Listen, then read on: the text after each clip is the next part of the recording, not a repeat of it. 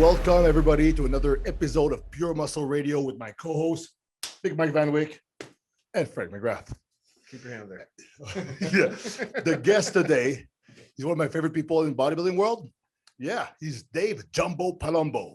So first of all, Dave, how are you doing? Because you had a little bit of a kerfuffle with some, cancer shit. I feel small seeing all you guys there. You like monsters, all you guys.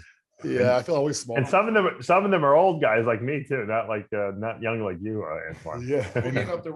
young like me. I'm 34 now. Mike, how old are you? I'm actually gonna be 43 in like a few days. You're still young. You're all right. It doesn't feel Frank's young. What are you, I'm Frank? 40? I mean, I'm 40. Are you 40? Yeah, I'm 40. Oh, you're 40. Yeah.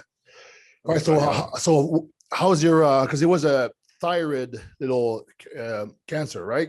Yeah, I've said this a few times on a couple interviews, but I had a lot of cancer in my family. My mother's died of cancer when I was 14, and her whole side of the family, my grandfather, my grandmother, her sister, they all died of cancer. So I always said to myself, one of the reasons why I kind of did what I did in life was because I'm like, I'm never going to put myself in a position where I'm doing something that I'm miserable at, and because I think the cancer has a very big mental component to it, an emotional component. So I never wanted that to be an issue.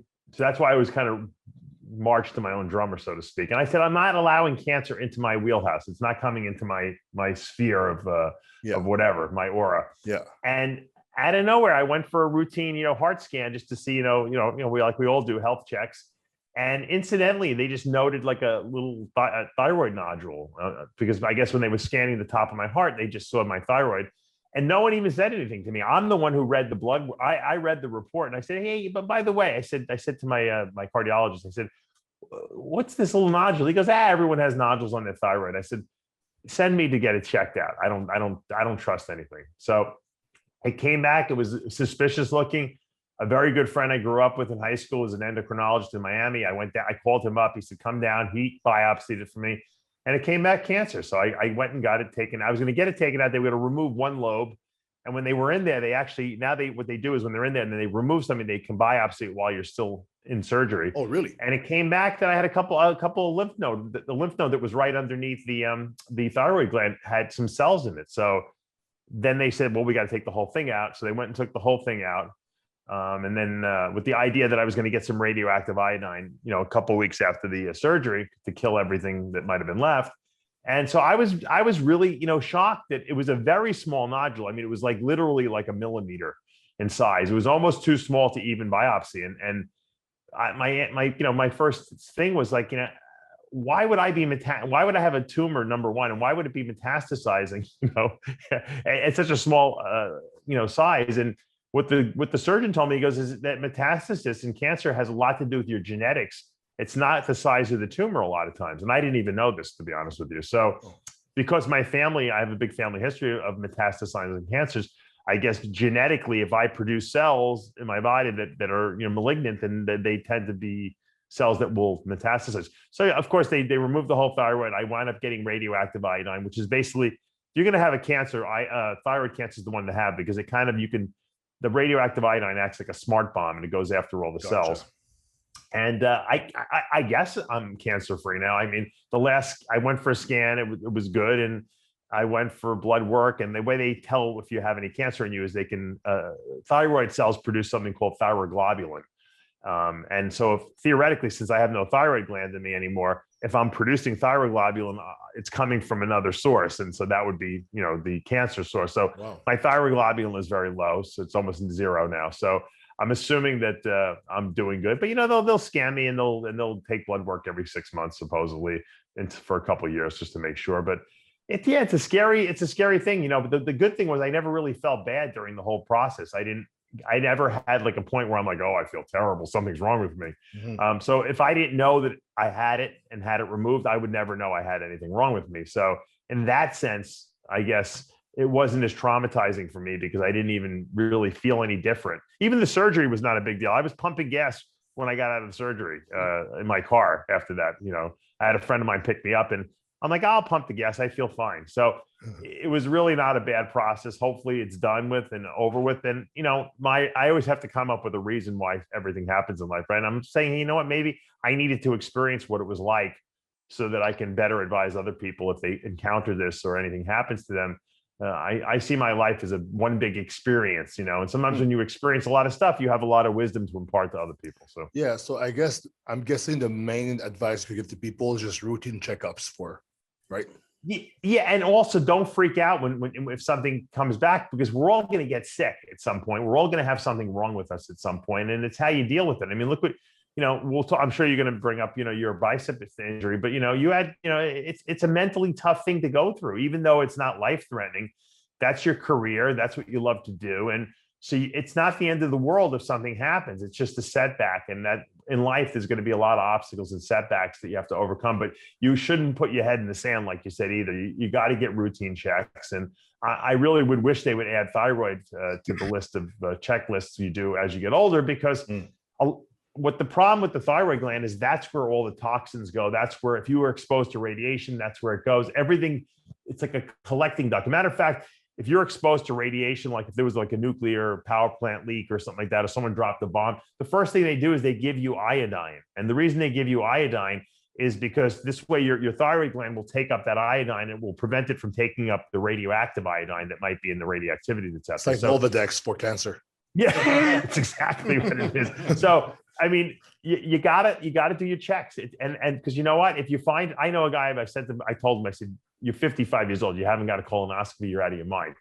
I sent him, he had a colonoscopy, they had a polyp in there, they removed it, they clipped it out. If he would have waited like 10 years until the polyp grew to the point where it was blocking his colon, where nothing can get through, he would have been in deep shit. Even if it wasn't cancer, he would have been in deep shit. So it's not worth waiting. We know that the diagnostic tests that need to be done as we get older, from cardiac CT scans of your heart to see how your vessels are doing in there, to colonoscopies, you know, to echocardiograms to see how your heart is functioning. I mean, just do them. It's really dumb. Check your blood sugar in the morning. You can go to Walmart and buy a blood sugar monitor for $9, for God's sakes.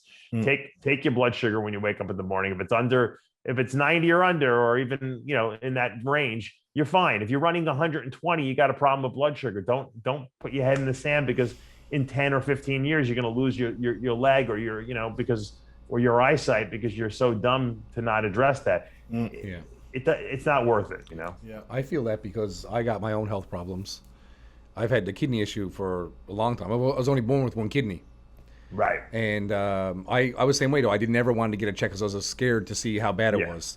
And then I just kind of like gave up, like the same thing. I put my head in the sand, like you said. But ever since I, you know, tried to take control of it, got my blood work done, and like did everything I can, I'm actually looking better now than I did a few years ago. You know what I mean? And even being off gear and still being able to be like 240 and still be in good shape, you know what I mean? Because I'm healthier now. Right. And you're right. And even if you look, let's say in the worst case scenario, you're 25 years old and you're running, your blood pressure is high. Okay.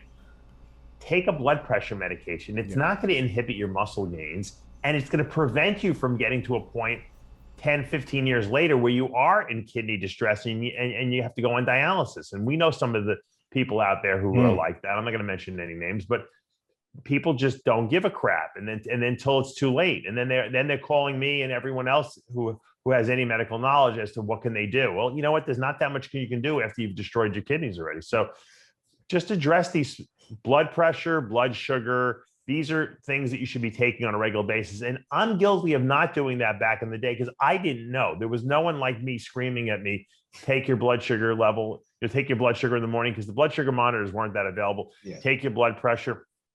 I just didn't know. Luckily, I didn't really have high blood pressure when I was younger, even when I was big. But, I never checked it that much. So maybe I did at certain points. I don't know. But that's something.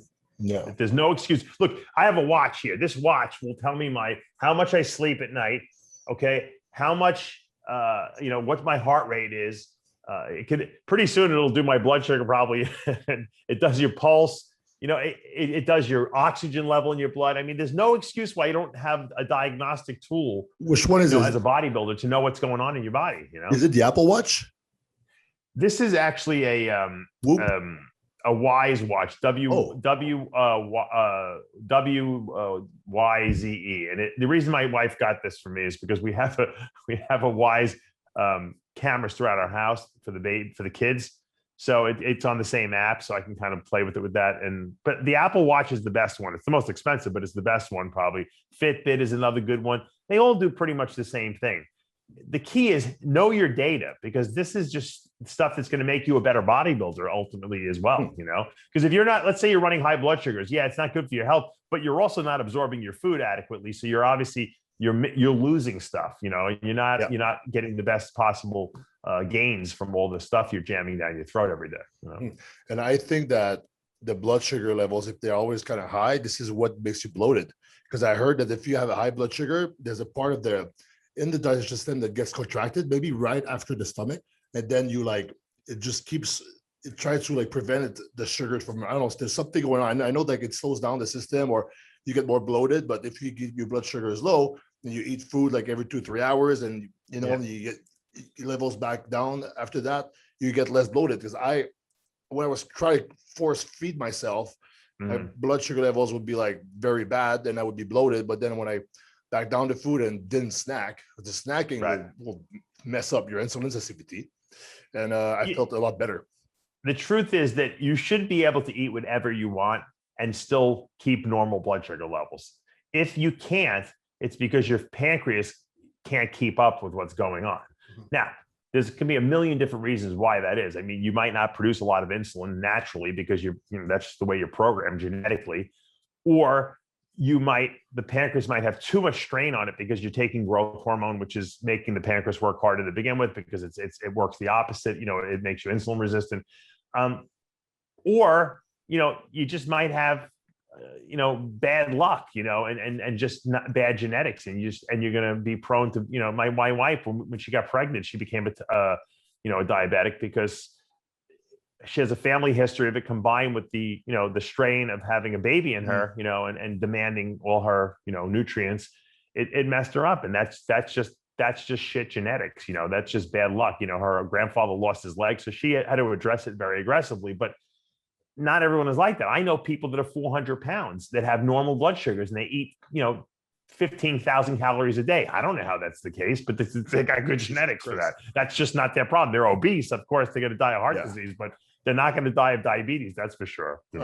So do you think that Mike, I think, is a strong believer in that people use insulin actually gives the pancreas a break? Absolutely.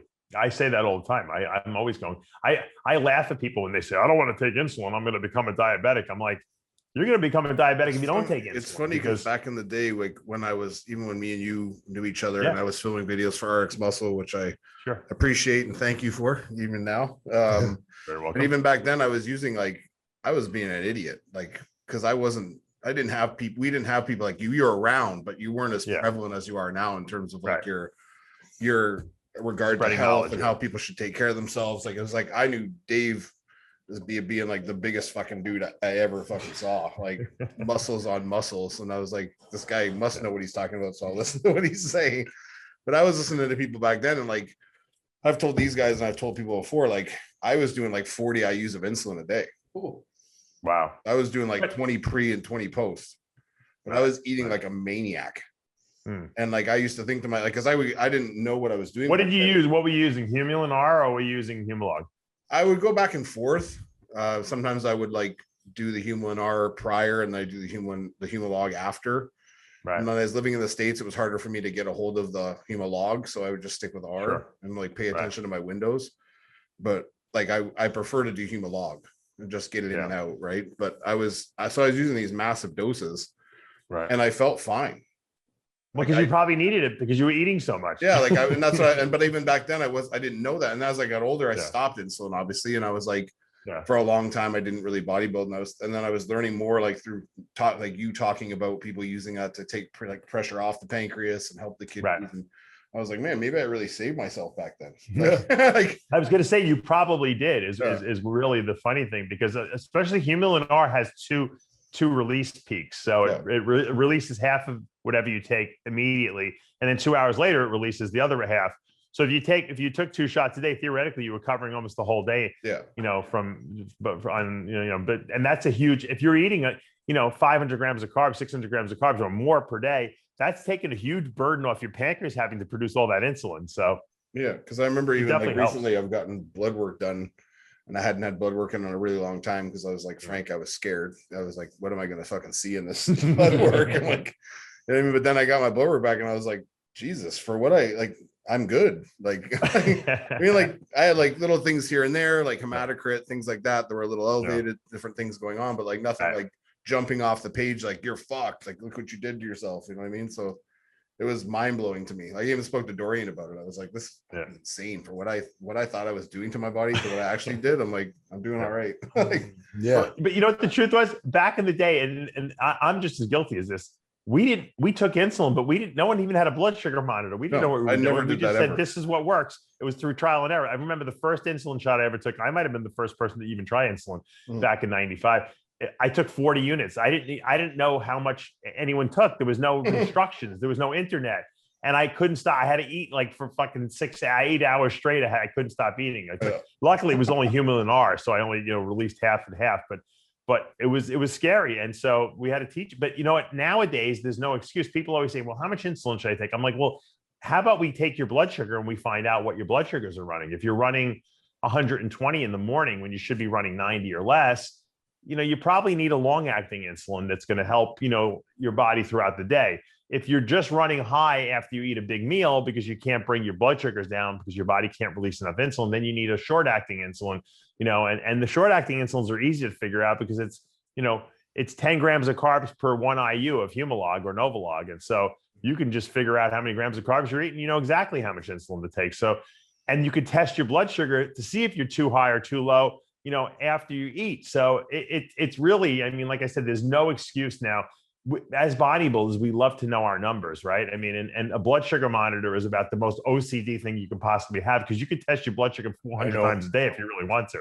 Sure you do. No, I bought the. I didn't use it yet, but I bought the. It's like the thing you put on your tricep or your butt, and it goes in your phone. Yeah, you know what? The monitor, the one that monitors you all the time. Yeah. I don't like those. I'll tell you why. Because they don't really test your blood sugar. They're testing your interstitial fluid, because you're putting it under the skin.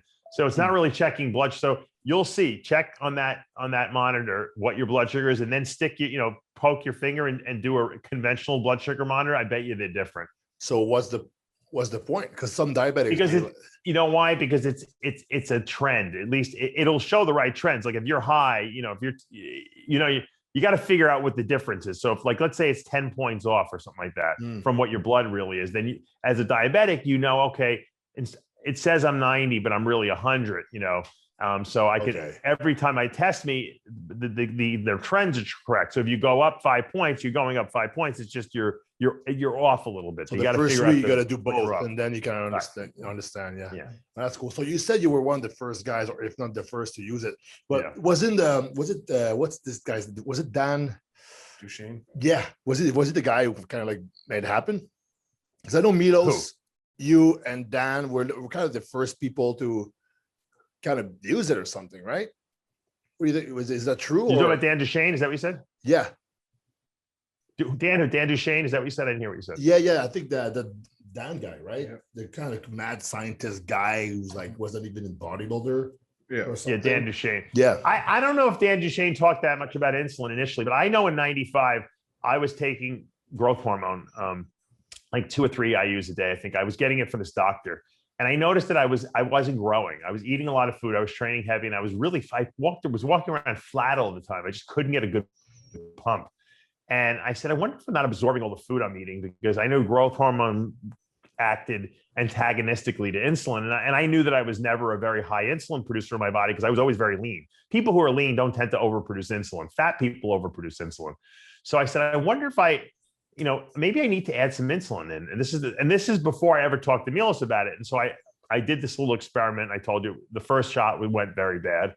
And then I found a person who was a diabetic at the gym, and I asked them how they took their insulin. And then that's when I got the idea of, figuring out 10 grams of carbs for 1 unit. That's the first time I had heard that calculation. Remember, there was no internet at this time. So there was no place to look up these things. So when I figured it out, I had been using for about 6 months, and then I went. Now would take us to 1996. I went to Dubai for an appearance, and Dubai in 1996 was like a desert at that point. It didn't look at the Dubai today. No. And Milos was there at the same appearance, and we spent the whole week together there. And we started comparing. Milos loves to ask a million questions about drugs and stuff like that, and I was all into that too. And because I was really big, I was like 290. I was dieting, for the USA. And Milos was asking me, and we realized we were both using insulin, and we were going over how we used it together. It was pretty similar. This is in the days before Milos was into the whole 40 units of insulin, prior to working out, and then during working out and after. He didn't have that whole protocol. This is when he kind of was first starting out with it. So we compared a lot of notes, and we both realized, he's like, I don't think anyone else uses insulin. I'm like, I don't know anyone who uses insulin. You're the first person I'd ever heard, who also kind of figured out what I figured out. And so then we started, Milos and I both are the kind of guys that open book, we'll spread the word to everyone. So then he started helping the guys on the West Coast. I was helping all the East Coasters use it. And I think that's how it kind of spread. So in the pro ranks, like, what do you think is the percentage of the pros using it versus the pros or not? It's hard to tell because, I, even to this day, I don't knee-jerk put everyone on insulin. I make people test their blood sugars on a regular basis who work with me. And if their blood sugars are normal, I don't give them any insulin, usually whatsoever, because they're growing fine. Now, if they hit a stalling point where they're just not, I'm feeding them an enormous amount of food and they're not growing and they're very lean, that's when I'll try to use a fast acting or, moderately fast acting insulin on them. If usually more what I'm finding nowadays is the case is that I'm getting guys with a lot of high fasting blood sugars. They're coming back in the hundreds in the morning, but the rest of the readings during the day, 2-hour post meals, are all normal. So they're having problems overnight and, with blood sugars. And so that's a long acting insulin. So we've been using like Lantus or Tresiba, or even Novolin R. In the United States, we're lucky. Walmart sells Novolin R and Novolin N, which N is the long acting, excuse me. R is the shorter acting. They sell both of those without a prescription. And it's $25 a bottle. Oh, so yeah, it's real. You can walk into any Walmart in the US and you can buy either one of those. And I think that's great for, it's great for people who are real diabetics who can't afford to buy the expensive stuff, or who don't want to go to a doctor and get a prescription. But it's great for bodybuilders too. So you can go stock up on that. And if you're running a high blood sugar in the morning, you can take Novolin N. You got to take it twice a day. It's usually like you start out 15 units at night, at 10 night units in the before morning. bed. So because it's long acting. It's like taking a shot of testosterone. You won't even know you're on it. It's like works in the background. Okay.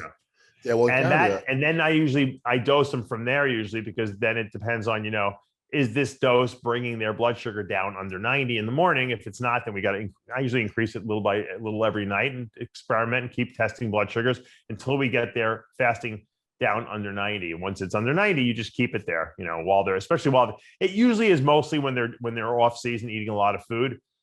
Usually pre-contest, most guys don't need it, unless they have a really bad blood sugar control issue. Mm-hmm. Well, in Canada, our numbers is like under 5, because we use a different calculator. Yeah, no, I know 5 is I think it's like 90 all or right. something like that. And we get you get my Humalog here with no script. You can buy every version here with no script. Yeah, that's great. Yeah, that's great. So that's how expensive is it here? Is it by you? $40 for me. Yeah, like $30-$40. Yeah, maybe that's not bad. Yeah, like when you get into the Lantus though, that gets pricey. You want to hear something funny? My one of my clients, he lives in Mexico and in the US half the time, and I told him, he should get on some Lantus or Tresiba, and then in the US, Lantus, like you said, and Tresiba is like $300 a bottle, or $350 a bottle, or something like that for a 10cc bottle, and Lantus is pretty close to that. It's like in the 200s. And he goes to Mexico, and he goes into like a Mexican Walmart there or whatever. I don't know if it's called Walmart, but whatever. It was like literally like $15. The same brand for the same company. Yeah, right. Smuggle it back and sell it, make some profits. Yeah. We don't recommend that you get caught selling insulin. But the point is that obviously the drug doesn't cost that much to make. They're just charging that much in the US or Canada because they can get away with it. Mm-hmm. Wow. So well, for some reason, I've been hearing more recently, like that about like DNP. It's like the first time I ever heard that, was actually from T Nation. Yes, absolutely. Yeah. So he was telling me that shit. I was like, wow, you're crazy. I was like, you're crazy. And I never used it like in my bodybuilding career. So I'm wondering, like, yeah, he's saying like the way he was talking about it when I heard that, is that he said that there's a way to use it, that he was talking about a lot of pros use it. It's like the product synthesize. Oh, I don't use it, but then like you can see all the sales on the website that you probably see. You understand? So I wonder what's the truth about DNP. Is there a proper way to use it? What do you think? Here's my look. You guys know me. I'm not a conservative guy by any nature. Okay. I believe that, performance enhancing drugs can be used responsibly. The problem I have with DNP is that the effective dose of the stuff is so close to the lethal dose of the stuff that there's a danger zone there. And the danger zone is too close. Okay. Too close for my comfort, at least. So I will never advise anyone to use it. I don't give people protocols to use it. I have never used it. I won't tell anyone else to use it because, first of all, your metabolism, everyone's metabolism is a little different in how you metabolize the stuff. So what one person's dosage might be good. If the next guy does it, he can die from it, And so I don't think that is a drug that you really want to subject your body to. Is it necessary for the drug to work to take it to that threshold? Is that the only way? Yeah, because otherwise it doesn't do anything. You can take a small amount of it, but it doesn't really do anything. You got to kind of get it to like the threshold where there's an effective dosage of it. And everyone it's a little different, but there's an effective range, so to speak. But that range is very close to the lethal range as well. So 100 milligram is like what I heard you could use. That's crazy high. That's a lot. That's a lot per day. It's because it compounds, right? I wouldn't do it. Put it this way.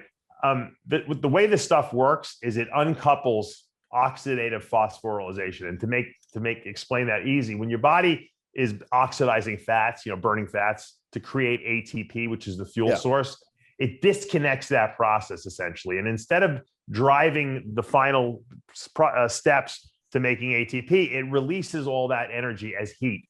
Okay. Heat. So the problem is that it heats up your body. That's why people get very hot on the stuff. If you heat yourself up too much, you can cook your cells essentially. I mean, I'm saying you're not really cooking them, but you are essentially cooking them. You're overheating them and you start damaging the internal components of the cell and they die, these cells. Now, you're not going to kill all your cells, but you could kill yourself from this. Okay. It's a very dangerous type of way to burn fat.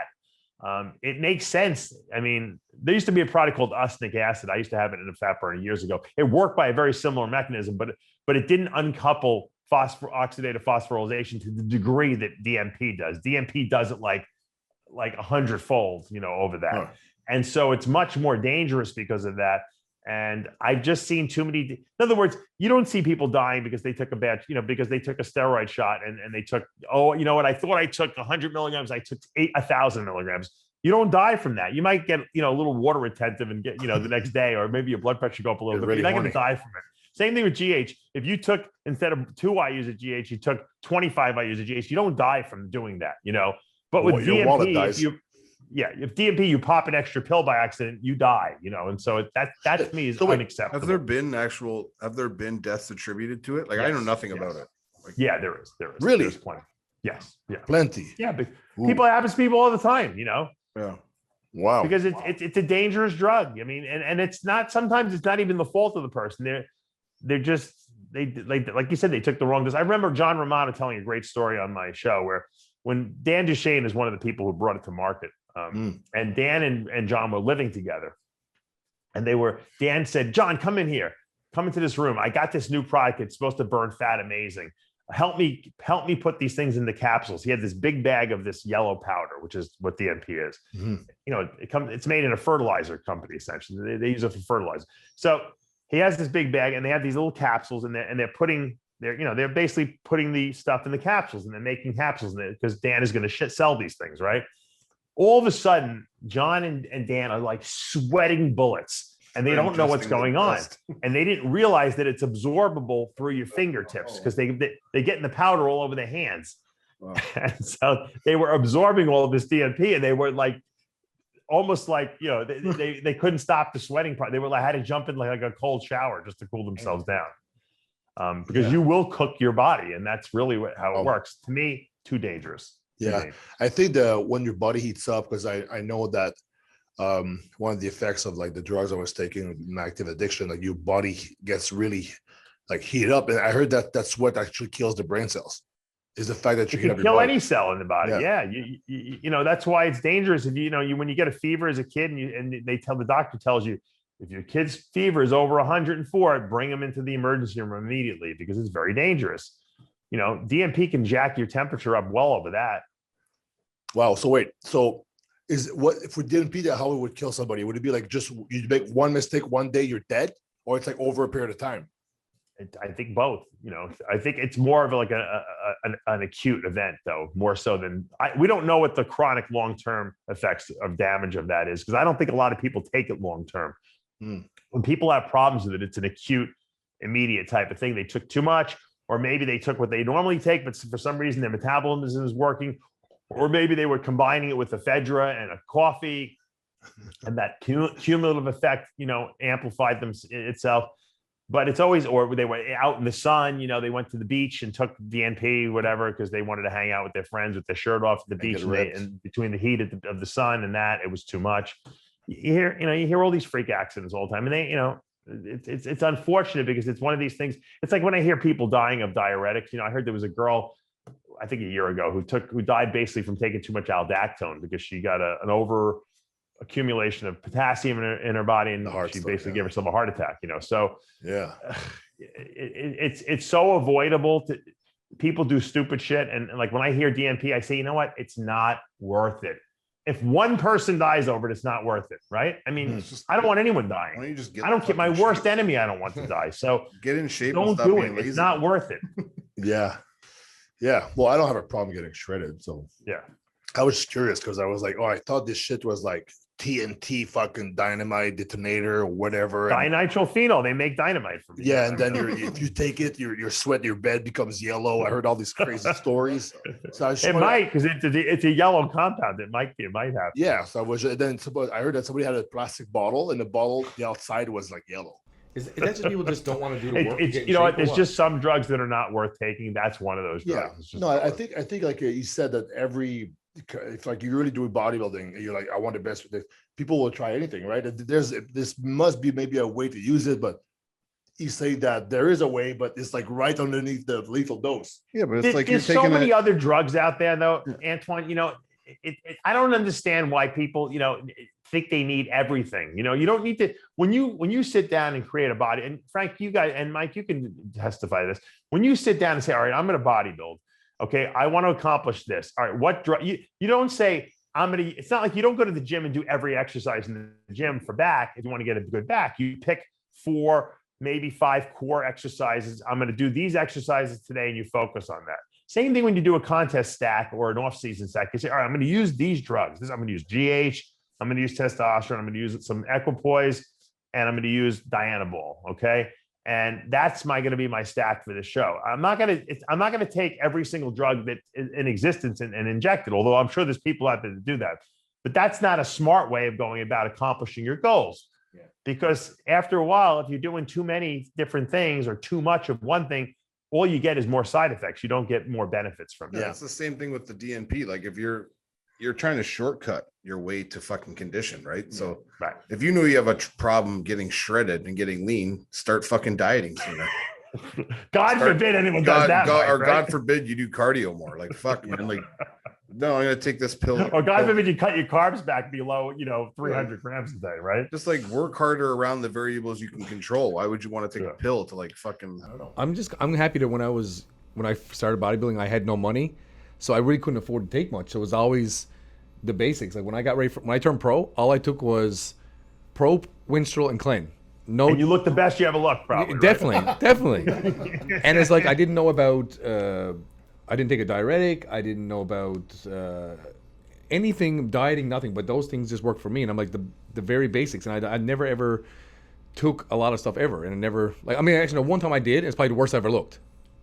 Yep. So that's what Lee Priest said to me too. He goes, Dave. He goes, everyone was trying trying to tell me I got to take 1,000 milligrams of testosterone a week. I got to take GH. He goes, the one time I did all that, he goes, it was the worst I ever looked. Yeah, like I didn't even know about growth hormone or insulin. When I first started, I had no clue. I was just like, oh, testosterone, Winstrol, EQ, and that's all I had. Yeah, that was it. Yeah, and it worked. If you train hard and you eat right, that's 90% of how you look right there. Yeah, and also if you have Frank McGrath's genetics. Right. You get like, oh, I didn't barely took anything. I look like the Incredible Hulk already. Yeah, honestly, I turned pro, I didn't know about how much carbs you're supposed to eat, how much protein. I didn't know about dieting. I didn't know any of that stuff, and it just kind of winged it. You know what I mean? And it's like, oh, I got a pro card, cool. We hate guys like you. They see guys like you walking around, and the guy who's looking at you is on like 2,000 milligrams of gear a week, and he's like, I can't even look like that guy, and he's natural. Like, no, I know. Fuck that guy. Yeah. What's he on? That's actually Except Frank had 20-inch arms when he was born. Exactly. That's what he didn't tell anyone. He came out of the womb with his forearms pulled out. So wait, so let's talk. Since we're on that topic, so what's the Dave? And I'm gonna ask you that you guys too. What's the craziest you or somebody else did as far as like a pre-contest cycle or like dosages or like crazy shit like that? Maybe back in the days or whatever. I want to hear Dave's first. Yeah, Dave. I'll give you mine. I'll tell you the craziest cycles I've ever heard were Boston White cycles, but no, besides this guy, whatever. He doesn't count. I look. I never, and you could believe me or not believe me. It doesn't matter. I never could take over like 1,200 milligrams of testosterone a week, because as soon as I got to 1,200, I felt sick. Mm-hmm. It gave me like the flu. And everyone's threshold is different, of course, because I know guys that can take more and they don't get sick, but that was my threshold. So I always kept it around 1,000 milligrams of testosterone. And then I used a lot of anabolics in there. I'll use, like, pre-contest, I would use Winstrol injectable 50 milligrams every other day. I would go to every day, the last, week. I used Parabol back when I was in the 90s. I would go to 3 vials a week. That was a big deal. Like, if anyone did 3 vials a week, that was extreme back then, And what else would I use? I never liked Anavar. I never used Anavar. It wasn't really that available in the 90s anyway. I did have some available. Masteron was available, but it was just in the beginning of my career. It was called Permistrol. It was from France. I would do 2 vials of that a week. And there was no Trenbolone acetate back when I first was competing in the 90s. So we would use like halotestin. We would get the green ones. They were from the pharmacy. They were like little green mints. They looked like. We used 20 milligrams a day for the last 2 weeks. Wow. That was standard. I was using Humatrope, 2 or 3 IUs a day. It was really expensive. It was like $220 for 12 IUs if you wanted like the pharmacy one. Mm-hmm. And so that's all we could really afford to use for a show. And that would be pretty much. I'm trying to think if there's anything. I don't want to leave out anything. And then people say, "Oh, we used a lot of," because it was very readily available. Injectable Primobolan. Yeah. I really liked that too. It was kind of similar to Winstrol, but I would put that in there about 100 milligrams 2-3 times a week, the last 6 to 8 weeks. And that was my cycle pretty much leading up to a contest. And I was of the belief really that I thought if you could just use testosterone and Parabol, that would be enough. Because I was convinced that the other stuff really wasn't doing that much, but I never had the balls to just try that. How did you feel on Halo? Terrible. I hated it. It was like I felt like I wanted to gnaw through wood. Yeah. Well, what the good thing was it was only 2 weeks on it. Once Trenbolone acetate came around, that's the relationship ended, because guys would use that for 8 weeks, or more. And I would walk around miserable all the time. I couldn't sleep at night. I couldn't fall asleep. So I remember I went to I knew this girl worked at a vet, and she brought me home this bottle. I don't know. She's like, "Can you do anything with this?" It was like injectable diazepam, which was Valium. It was 10 cc's. And I'm not like really a recreational drug person. And it kind of sat in my shelf, in my drawer for like a long time. I don't even remember how. And I remember I started taking Tren acetate for a show. I don't remember what show it was for. And I couldn't fall asleep at night. I just couldn't relax. So I said, let me try some of this stuff. And I think it was like maybe 20 units on an insulin pen, which was probably a joke. And I injected it, because it was an injectable diazepam. And it just relaxed me. It didn't knock me out, but it just took the edge off. What? In the muscle? Intramuscular. Yeah, intramuscular. and it relaxed me just enough so I could fall asleep at night. And then I had a great night's sleep. So I think that trenbolone really amps up your nervous system, and that's why a lot of guys have problems. They get chronic hiccups with it.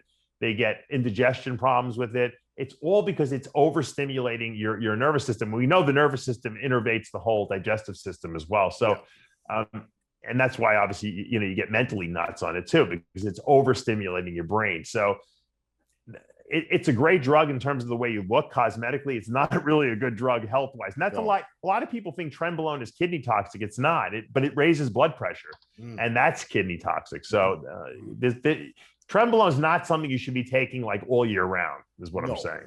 No.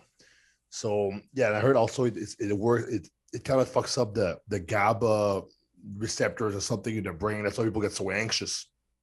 Yeah, I would. Yeah, probably. It probably doesn't allow the GABA receptors to be stimulated. Yeah, I think that's why the Valium works so well for me, because it stimulates the GABA receptors. But that's a strong benzo, and you could get like bath withdrawals if you do it for too long. Yeah, I only took it for like 2 weeks, but that's good. Yeah, but it was like I couldn't sleep. I literally was going to go crazy. And God forbid, as a bodybuilder, I stopped the trenbolone, right? Which would have been the right thing to do. But I was like, no, I can't stop the trenbolone. 2 weeks out. 2 weeks out. Yeah. So Mike, what's a crazy cycle? You don't have to say anybody or no, it's pretty similar to Dave's. I wouldn't. But that's not too crazy though. No. But I mean, I could tell you my off-season doses were a lot crazier than my contest doses. So what's the off-season doses? I've been as high as like 3,500 milligrams of test a week. 3,500. Wow. Woo. 3,500 milligrams, so 3 grams. Yeah, 3.5 grams. Were you sweating your balls off all the time? No, I felt great. Really? You sure it was real? No, it was pharmacy, Canadian pharmacy grade. So wow, maybe we're weaker up here. I think this was like a very long time ago, right? So I was like pushing 330, and I didn't notice. The only thing I noticed when I went higher, like you said, like I just would feel kind of odd. But that threshold for me was around like 15 to 2,000, depending on how I was feeling. Right. So I didn't feel like, in my mind, I was like, oh, the more I do, the better, which was fucking stupid, obviously. But like, I got up to that high. I didn't cruise at that high for like a year. Do you know what I mean? Like I have been that high. And then I found my sweet spot when I was getting more sense in myself, that I was like 1,500 and maybe sometimes jump to 2 here and there if I feel like it. You know what I mean? Plus I was adding in other things like EQ and things like that, and D balls, which was like keeping me in that same realm of testosterone. Poor hematocrit. Yeah. poor hematocrit. Yeah. So you mentioned hematocrit. I wanted to say something to that. I guarantee you his hematocrit was no higher on that dosage than it was on 100 milligrams of testosterone a week. No. It's weird. It's so weird. I've heard that just too. Any exogenous testosterone will raise your hematocrit. Yeah, wow. Gotcha. All right. But Mike, how horny were you? Not at all. I was like, it was the opposite for me. Wow. Really? I think that was the side effect that it was, where I was so just like, it shut me off, I guess. It makes you sick a little bit. Yeah. Yeah, I just didn't have didn't have the mindset you were too pissed off for it. No, I wasn't that bad pissed off wise. I was just concerned about eating and lifting, and it's like you were born for this. Yeah. So if what's the crazy? I'm more like I can tell you like what I didn't do, because I only did D-ball once in my life. Yeah. I only done Trend twice in my life. I've never done Anadrol. I've never done Halo. I've never done all these things. Anadrols are a fucking. I could never get it. Maybe it was a good thing that I couldn't get it, but the most I did, like, say, even when I did a lot of clan. I'm not gonna lie about that. I had no idea. I would just pump that thing like crazy. We have, the one you get from the horse, the bottle. You get those the liquid one. That stuff's good stuff. Yeah. Syrup. But the only thing I ever went high on was Winstrol, because like I said, when I turned pro, I did Winstrol and Prope. That's all. Even like 7 weeks out from the Canadians, I did Winstrol and Prope. And I went up to high as 3 cc's a day. Oh, of Winstrol. With Winstrol. But I went from like totally like natural to like, oh, I'm like, I look like shit, to like, I just won the show. You know what I mean? The rat. Yeah, the rat. You went from the guy. The guy. The rat. But like, I don't know. I tell you, one cycle ever, like the highest I ever went with test was like 1,500 maybe. But like my spot was always 1,000. and I was good. I felt like an animal, like absolute, like Yeah. benching 5 plates. For me, like how strong like my strength was, I was like, for me, benching 5 plates was like crazy where I'm from, and my strength was through the roof. And horning was beyond anything you can imagine. Godlike. Yes, I was a god. I was a god.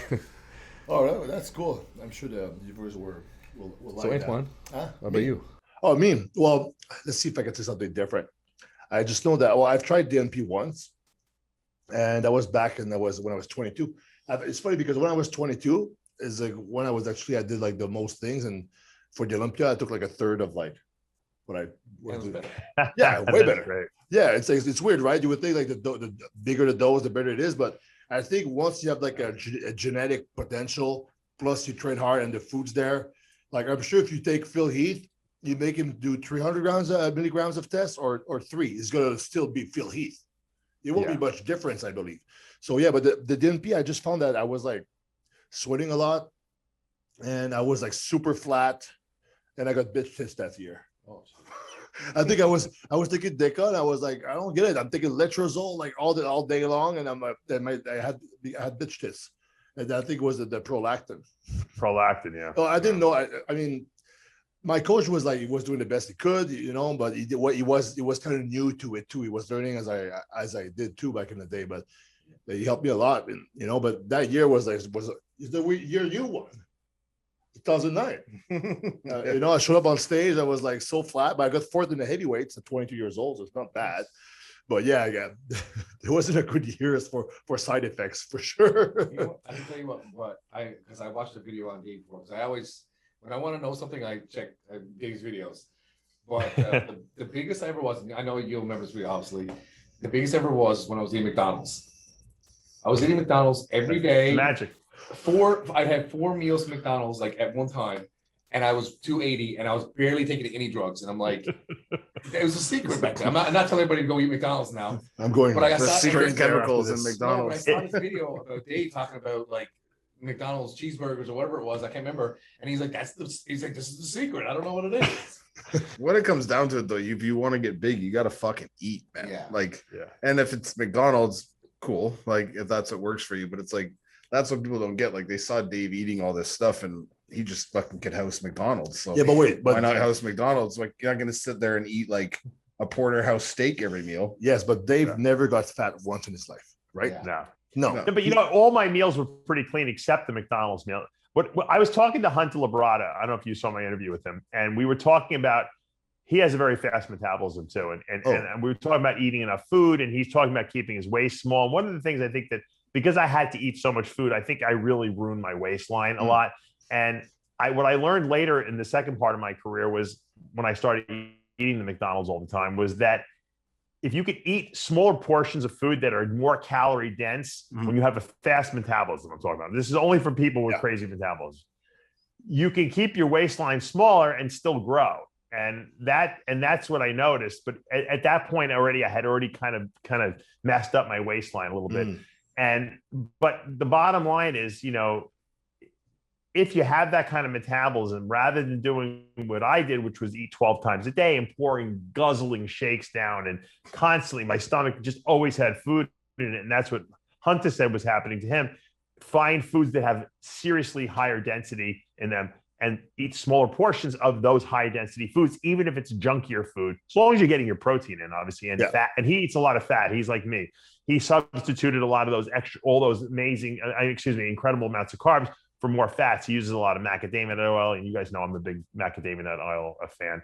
And so he gets, fats are much more calorie dense than our carbs, obviously, and they take up a lot less room in your stomach as well. So I think you have to try to come up with the most calories that are high in protein and moderate fat that don't take up as much space, if that makes sense. Yeah, otherwise, you do risk potentially ruining your waistline. Just like guys wear those waist shapers to bring their waist down and train them down, food will train at the opposite direction almost, Yeah, you're right. But I would think that fat would slow down the digestion, and then you would get bloated. Because what, sometimes I know that there's a girl, like, she's like, I can't get in shape, and then you hear that she has peanut butter, in her house, then you see her lower stomach is distended. I'm like, because she's eating the whole jar. Yeah. They're closet eaters. These girls can't control their portion sizes. We were just talking about that before. How women have a hard time with portion control of peanut butter. Dave Palumbo, help us with this question. Why do girls love peanut butter so much? Why would they eat a whole jar? I call them peanut butter sluts. They can't control themselves. It's a trigger. It's a trigger food for them. It's like savory, it's like finger foods in one. I take it away from them. If they can't handle the portion sizes, I give them avocados or something they're not going to over abuse like that. Another big thing too at keeping the volume of something that I learned in the second part of my career. Now, obviously, I'm a big advocate of it. Is fiber. A very high potency psyllium fiber, like the product I make, Fiberlize. It works amazing because it moves the food through your digestive tract quicker. I think back in the day, I was chronically, even though I pooped a lot, I wasn't removing the waste fast enough for my gut, so it was backing up, and that was also causing a lot of distension issues. So when do you take the Fiberlize? Like once a day in the morning, or it depends. Yeah, I take it once because I'm pretty regular to begin with, so I just, like he said, he's talking about getting the extra waste out. I feel like when I do take that, I get a little more clearance. So it's not like I have a problem clearing things. It's just I feel like when I take that, I'm empty. I thought you were full of shit. He's not full of shit anymore. That's what Fiberlize. What's interesting too is that there's different grades, and I didn't even know this until I got into the whole nutrition field of making supplements. There's different grades of psyllium too. If you don't use the high swell rate psylliums, you're not going to get as much of an effect. That's why a lot of guys say to me, why does your product work so much better than, like, say, Metamucil or some of these other generic psylliums? And it's because they use a lower grade or what's called a lesser swell rate psyllium. It's cheaper for them to purchase it, so they use it, and that they can still say it's psyllium on the label. It's like using a cheap whey isolate as opposed to a high grade whey isolate. But it makes a big difference for bodybuilders. I'm telling you, when you eat a lot of food, you got to get that stuff moving, and psyllium is important. And psyllium is as a soluble fiber source, it actually feeds the gut bacteria. So those good gut bacteria that are living in the colon, they ferment the psyllium, and they use it as a fuel source. And then when they ferment psyllium, and it feeds those gut bacteria, obviously it makes them healthier, they release short chain fatty acids that kind of travel in the bloodstream back to the liver and tell the liver, don't produce any more glucose, because the liver likes to chuck glucose into the bloodstream. And when you're dieting, if that's happening at a high rate, your body's releasing extra insulin that you don't really want in there, and that's going to inhibit weight loss. So taking a fiber supplement is really good for helping with weight loss too, because it keeps your blood sugar levels lower. That's great. So I think we've done 52 minutes. I think that's a good first podcast with Dave. So you guys want to add something else? I just want to thank Dave for supporting me when I was coming up. And I wrote you that recently when I first got back with Antoine. Yeah. No, because you showed me a lot of love back in the day, and I made a stupid decision by turning down a video with you one time for an HD video. MD video. Sorry. Yeah. And I've regretted that ever since. So publicly apologize. You did write me. I appreciate that. Yeah. And also, David, it's true, like you supported mine, but you support me all the time. Like every time something would happen, you would always because that interview we did back in 2018, where I was coming out of my fourth rehab. I did a fifth one recently, but you were there, you would help me out, and you were always behind me, and I always appreciate that we had a fun interview after the Cali and stuff. It was kind of cool, we made it, and we both together. The last one of the few ones we together was when I was just coming out, but now we are interviewing you. So anyway, so it's pretty cool, it all comes around. But I just want to say thank you for all the support, and you're doing good stuff in the world of bodybuilding, and just sharing knowledge and stuff. And that's what I can say about Dave, because anytime I was ever looking up anything about any kind of food, drugs, growth hormone, anything, I don't trust everybody, because there's so much stuff out there. It's a lot of crap too, right? Yeah. But Dave is actually being honest about it, and I've watched so many videos. I'm okay, this I think he's just telling the truth, and just thank you for giving us all that information and being honest with us. What I mean? Thanks for the information, and thanks for Jimmy the Bull. Yeah. I want to say one thing though. There's a lot of people out there, are not always going to agree with everything that you say. And I'm saying this to the coaches out there, because there's a lot of coaches out there, and I train a lot of coaches through my Secrets of Becoming a Diet Guru course. I educate people how to be coaches. But I want to say this as a coach, if you're listening, don't worry about people who badmouth you or think that you're not a good coach. If you're doing the work, you're putting your energy and your passion into your clients, not everyone is going to like you, or not everyone is going to click with you, or not everyone's going to think that you're doing it the way they think you should do it. Don't let that negatively affect who you are and what you're doing. Because if you believe in your heart what you're doing is right, and you're giving your all to the profession that you've dedicated your life to, and I've dedicated my life to being a coach, obviously, out there, and an educator, then believe in yourself and don't worry about the good opinion of others. That's the best advice I can give you, because otherwise the few naysayers out there, the few jealous people, the few people who want to knock you down a few rings, you'll let them win. Don't let them win, because inside your head and in your heart that what you're doing is pure, and look, there's nothing wrong with making money, okay? Don't let people think that just because you're selling a product or you're doing coaching and charging that you're a bad guy. Everyone's got to make a living, and everyone deserves to get paid for what they do. So that's not evil. What you're doing is not evil. Do the best that you can and constantly try to bring your game up to a higher level by educating yourself. I'm always learning every day. I'm never afraid to say I was wrong, because I'm not right about everything, and that's the truth. And I'm always learning. And if you keep that open mindset and you do good, the people in the industry that are important will respect it, and it will come back to you 1,000-fold.